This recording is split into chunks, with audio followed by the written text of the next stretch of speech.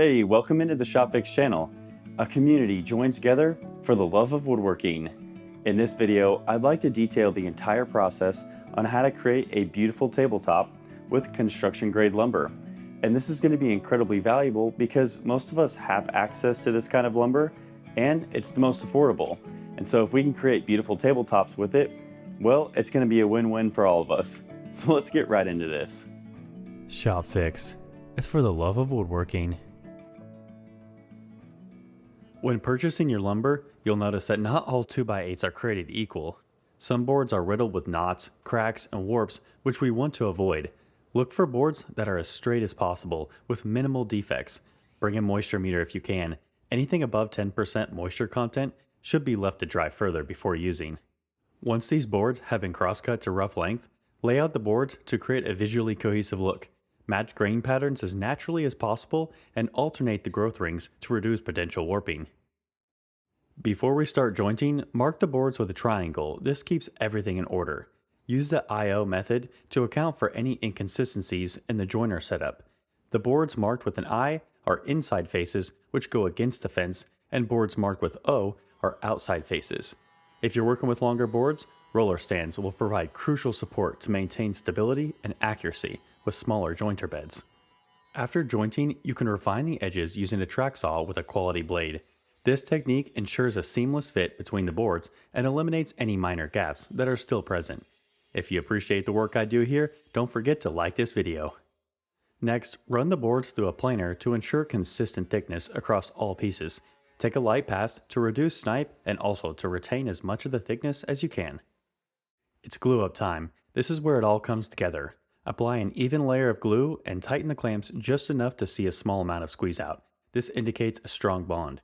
Avoid over-tightening, which can squeeze out too much of the glue and also cause the boards to bow. Don't worry if your boards aren't perfectly flat at this stage. We will get them as flat as possible by using wood or metal cauls, but we'll also refine the surface later on with sanding techniques. This method is user-friendly as you don't need a wide joiner, router sled setup, wide belt sander, or even a table saw. Once the dry glue has been removed with a chisel, you can use a straight edge and rock it back and forth across the surface to locate any high spots and mark them with a pencil. We will focus our sanding there. Use a belt sander to knock out any uneven areas. As always, go with the grain. The last thing you want is to end up with deep gnarly scratches that are hard to fix later on. Once all the high spots have been removed, I love using a 9-inch drywall sander. It's an affordable way to get that smooth flat finish when you don't have a fancy wide belt sander. Don't worry, I've thoroughly tested this method and trust me, it really does get the job done. Now, pine is not particularly strong, so we need to reinforce the table using C-channels, which will add strength and stability to the tabletop. First, measure and mark the groove's location along the underside of the table by referencing the C-channel. Set up your router with a 1/4-inch spiral upcut bit and adjust the depth to account for the C-channel's leg. Position straight edges on both sides to guide your router along the marked line. This accurate setup helps prevent any possible errors in the process. After creating the first groove, reposition your straight edges to the other side. Afterwards, you can check the fit of the C-channel. Next, we're drilling holes for the threaded inserts that will hold everything together. Use a drilling jig to make sure the holes are perfect. It's all about consistency. After pre-threading the inserts, I will then apply Starbond CA glue to add additional strength and use an Allen wrench to secure them in place. They should rest just below the surface of the wood. Now it's time to trim the ends to their final length. A track saw with a guide is perfect for this job. Clean, precise, and quick. Repeat on the other side of your table to dial in the correct length. Let's not forget that final touch to the table, which is the edge profile. I went with a simple roundover, but the world is your oyster. You can go fancy or you can keep it classic. If you're looking for extra strength, pocket hole screws can be used to reinforce the joints. These aren't a replacement for the C-channels, but they'll add that extra bit of security. With the grooves cut and threaded inserts in place, it's time to install the C-channels.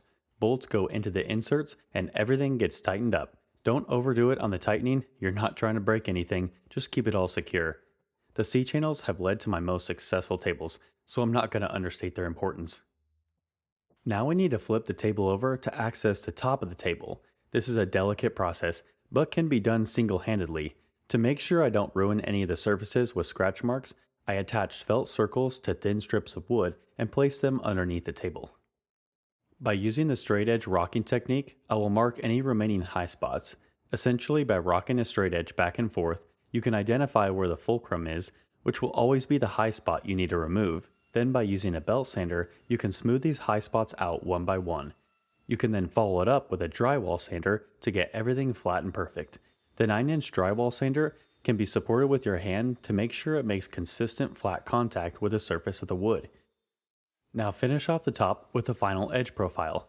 I matched the bottom of the table and went for a simple roundover, but there are so many other great options to choose from. If you have any cracks or knots, fill them in with wood putty that matches the stain. I wouldn't use any epoxy here, we're going for that natural look. After the fill dries, it's time for sanding. This is where the finished look of the table really starts to take shape. Start with a rough grit, 40 to 80 works best. After you've got all the fills nice and smooth, you can further sand them with a higher grit sanding disc in the drywall sander. I recommend working up to the higher grits with a smaller 5-inch orbital sander, which will give you a much more uniform look. I recommend sanding all the way up to 400 grit. You can also water pop the grain by lightly dampening the wood with a rag. This will open up the pores and let you sand to perfection. Once your sanding is done, clean the table with mineral spirits, which removes dust, oils, and sanding residue, revealing the wood's true grain, helping to spot any imperfections and ensure an even stain absorption. Staining is where the real magic happens with pine wood. I'm using golden oak by Varathane. It's rich and warm, perfect for a natural look on pine. It's important to remember to apply it with the grain in thin even layers to avoid splotching. Also, you want to work fairly fast and retain a wet edge so you don't get any lap marks. I then apply a second coat of stain after the first coat dries, which will depend on the product you're using. The second coat will be more forgiving, however don't over apply it because you run the risk of it drying on top of the surface, which will leave behind a sticky residue. Staining provides little to no protection against the elements and it leaves the wood very porous still, so adding a top coat is essential. There are many great products, but none in my opinion that are superior to that of the benefits of hard wax. Odie's hard wax oil is definitely my go-to. It's durable, easy to apply, and gives the wood a beautiful natural look.